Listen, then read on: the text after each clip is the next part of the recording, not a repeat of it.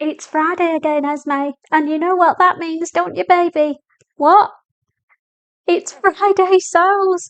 Let's go and see what I've been doing this week.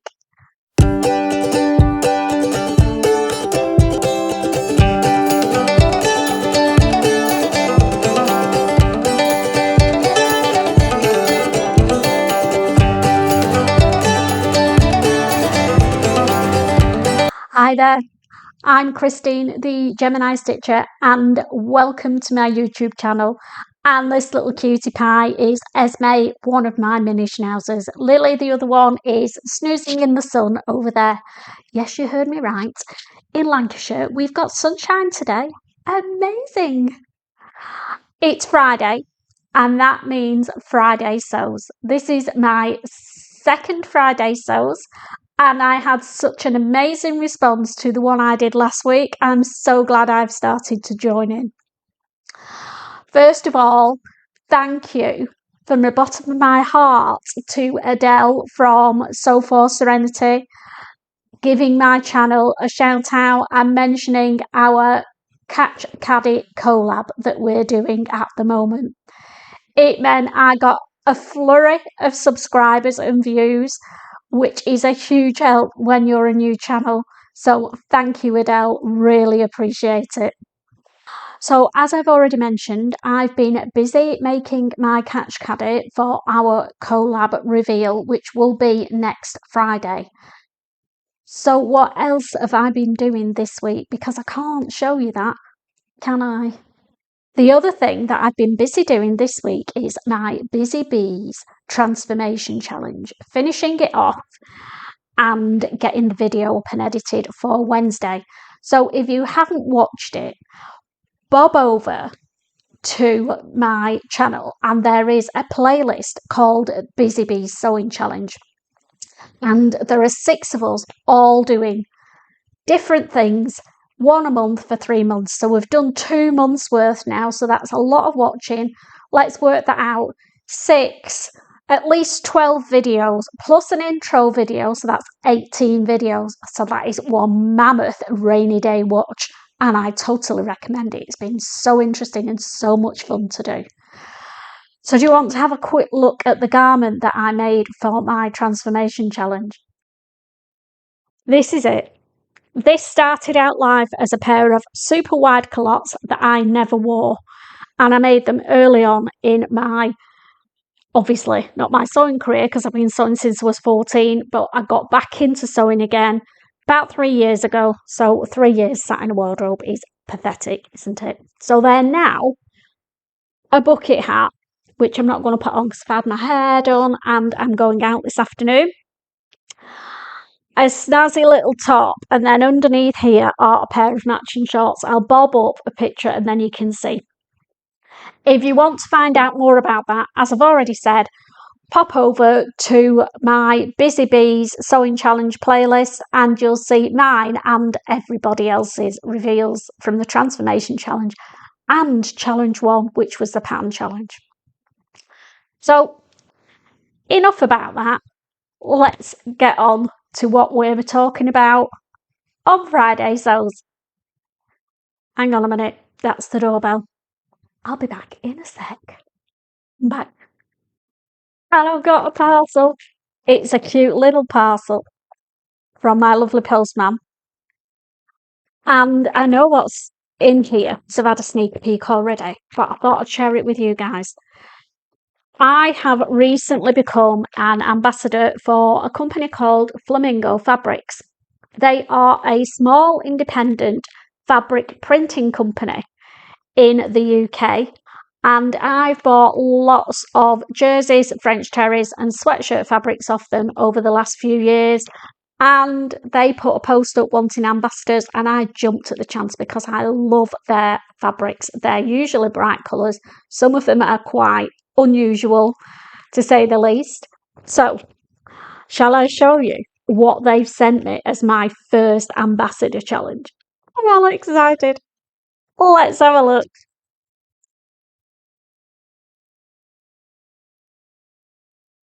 I'll just take them both out and then we can see. So I've been sent 2 fabrics. Let's see. Now, these are available on their website as we speak. I know. Look at that cute Halloween fabric with dogs on. I jumped at the chance because this is so me. It's got every breed of dog. I need to search for a schnauzer and I'll be having words with them if there isn't one on. You do find it difficult. They aren't a popular breed. So for it to be on here is possibly asking a bit much. I don't think they are. But I've just noticed. Can you see that one? How cool does that one look? Oh, and it's got one of those little walkers. Oh, oh, do you know? Oh, right. So this is the navy one with Halloween dogs on. And then, oh, there we go. Just do that. That's easy. They've also sent me the white version. I think it's upside down. Of the same fabric. With all the cute Halloween themed dogs on. I'm loving these pumpkins. They really brighten it up, don't they? When it's a white background. And look at how the colours pop. Oh, wow. Loving it. So what we had to do was we're in a group called the Flamingo Flop. Love it. And I think there's about 16, maybe 20 people, all really creative, all got amazing ideas, and we're all in this group, a private group. And when Flamingo Fabrics want something creating in some new fabrics, they post it in the group and everybody has to comment their ideas. So, what did I submit for this fabric? I suggested making the first one I suggested is not my pattern, and I will pop the link for the pattern below. I got it on Etsy a couple of years back and made loads of these for friends. So this is it. It's these cute, super, super cute pumpkins. They're not huge, and I will put the sizes in the show notes so that you know. So I'm going to make some of those pumpkins in these fabrics, and I think I might also incorporate a plain fabric from my stash just to break it up, because to make them look really good you need 3 fabrics. So these are the Flamingo fabrics that I've got to make them up in. And then what I've said to them is, if I've got some left, which it looks like I probably will have quite a bit of it left, I will also make up some of my cheeky bat goodie bags. How cute are they? Now, they are my design, so between now and probably the end of September, I will definitely be doing a sew-along. I'll do one for the pumpkins and I will do one for the goodie bags with the bat wing tops. So that's what I'm making as my first project for Flamingo. Loving it, loving it. So what else do I want to talk about today? Well, I was thinking the other day, I've not looked at my Make 9 plan for months. I was, like a lot of us, I was super, super keen on it when I first set the grid up. I didn't start mine till I think it was the beginning of February when I launched my channel. And I set it up and I was whizzing through them all. And then life and other patterns and fabrics and ideas filled my head and I forgot all about it. So it's time for a recap, and I'm using the Friday sews today to do that, if you don't mind. Let me know, are you doing a Make 9 and how are you getting on with it? Is it working? Are you doing one of the different ways of doing it, which now in hindsight I think are a better way, and I will do it next year, but I will do it with a Christine twist. So here's my Make 9 plan. And you can see the ticks on it to let you know and let me know that I'm not doing too bad actually. I've completed 5 of the tasks. So before we talk about the ones that I haven't finished, I thought I would quickly try to be quick, show you the ones that I have made. So we'll do them in the order that they appear on the grid. So the first one is the Vetiver blouse. Absolutely loved making this blouse. Word of warning, it tells you to do all the seams as French seams. So it takes a little bit longer than you think it's going to be, but it turns out as a stunningly wearable blouse. So this is the first one that I made, get it the right way around. I made the long sleeve version and I purchased the Peter Pan so you get the Peter Pan collar and the long sleeves as an add-on pack. There we go, I got there. So that's what I've done with this one. It's been made in a check flannel fabric, so it's going to be great for autumn. And a cute little frill on the bottom.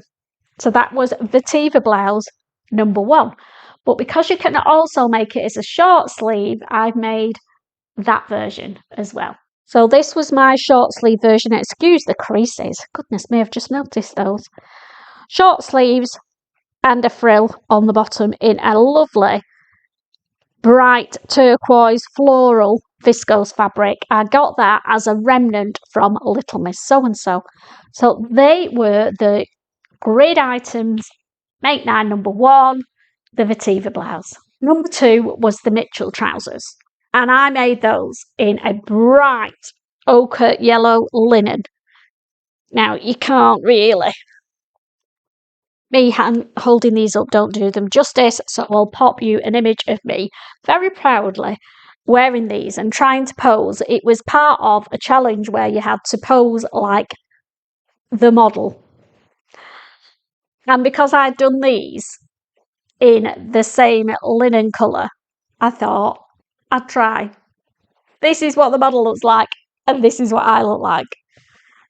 A bit of a difference of a good few pounds in weight, I think, and a few inches in height as well. But they're number 2, the Mitchells. Tick. Number 4 is the Veronik Robe from Pleasant Core Patterns, which I haven't made.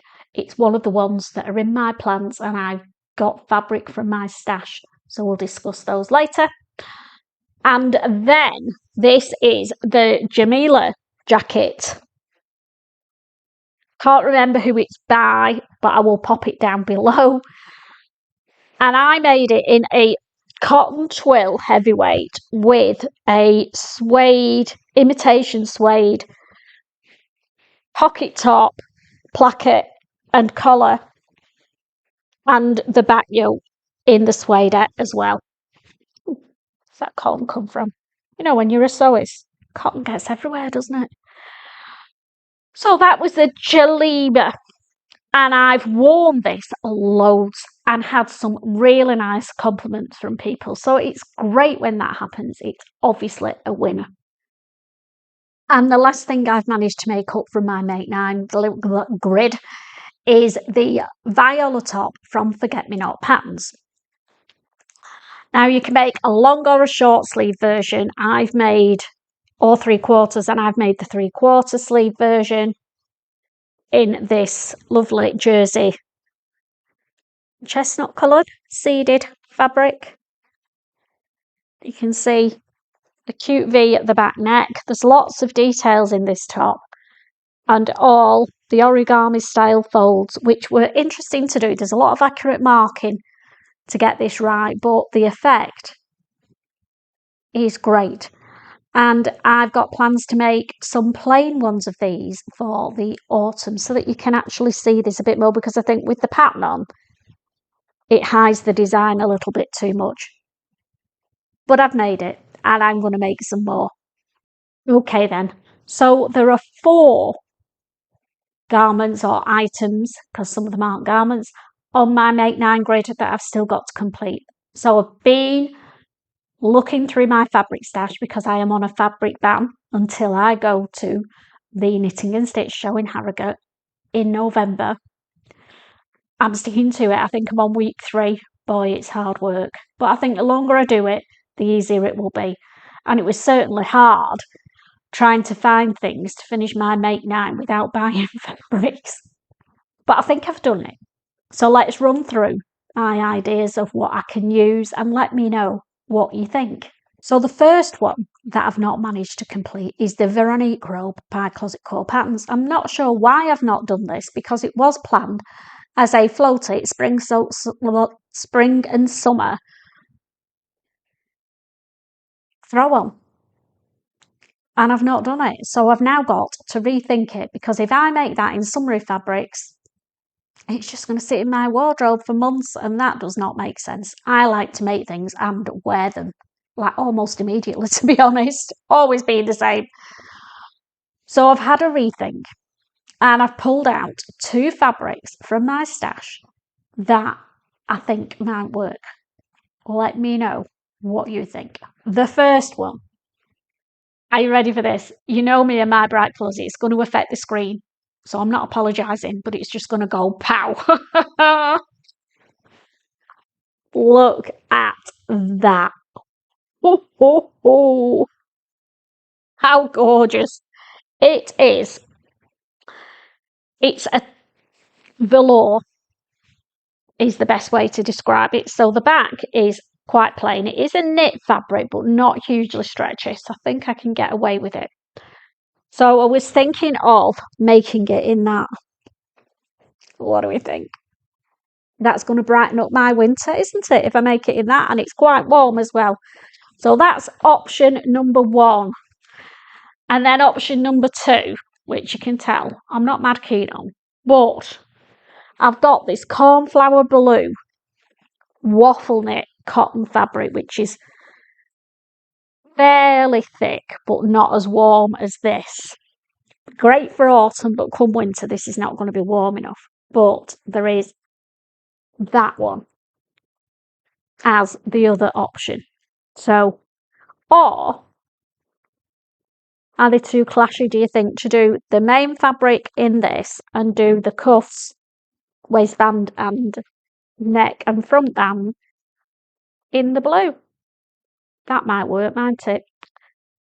Never think about that one. But they are my 2 fabric options for the Veronik Robe, and one of them or both of them will get used. The second one that I've not done is the Hinterland Dress. Now, I've fallen in and out of love with this pattern over the year, but I've bitten the bullet, and what I've decided I'm going to do is I'm going to make the sleeveless version. I'll pop an image of the sleeveless version up, then you can try and visualize it. And I'm going to do it as an overdress or pinafore. It's not a pinafore, it's more of a dress. And then I can put a turtleneck or even a blouse underneath it and use it as a layering garment. A blouse in autumn and then a warmer thin jumper in the winter. So, what fabrics have I found in my stash that will possibly work with that idea? Shall I get them? The first one. This has been in my stash for yonks. And I mean yonks. Probably about 3 years. No, maybe not that long, but feels like it. And it is really nice. I don't know why I've not used it. I have obviously used it for something. Can't remember what it was. Because I got loads of it. It was a roll end. I think I made a pair of PJ bottoms that I never wear. Naughty. I do like it. I do like the colour of blue. And I do think that this is probably going to be a goer for the Hinterland dress as an overdress. Possibly. And then the other fabric that I've got that may work, is another check. And it's this red and grey. Now this is more of a flannel. That's more of a cotton, smooth cotton feel. This is a more fluffy flannel feel. There's a Hinterland. Let me just check. Yeah, it does feel a bit thicker. So whether that will work with the gathered waist very well, I don't know. So they're my options for the Hinterland dress as a sleeveless overdress for the winter. Let me know which one you prefer and whether you think either of them will work. Have you done it that way and has it worked for you? Help, because I'm struggling with this dress. If I don't do this, then I don't want the one with sleeves in. It's going to have to wait until next summer, and that will be a fail on my Make 9, and that ain't happening. So that's the options for the Hinterland. So the third one that I've not made is the Pippa dress from Sew Over It. Now, part of the reason I haven't made it is because I wanted to make the long version, this version, with the long sleeves as a floaty dress for the winter. Love how it looks. Not sure whether it's going to suit me as a longer dress. I don't want it ankle length. I want it sort of 3/4. And the fabric that I've picked to make it in is this. It's been languishing in my stash for a good few months, which is a long time normally for me. They either stay there years or they get used within a couple of months. I don't have a humongous stash like some ladies do. So it is a viscose, and I got this at a bargain price from Ammo Threads. I think I paid about £4 a metre, and it's beautiful quality. So I want to make this as the Pippa dress, and I want to do it in the long version. So that is a definite plan. No doubt that is going to be the Pippa dress.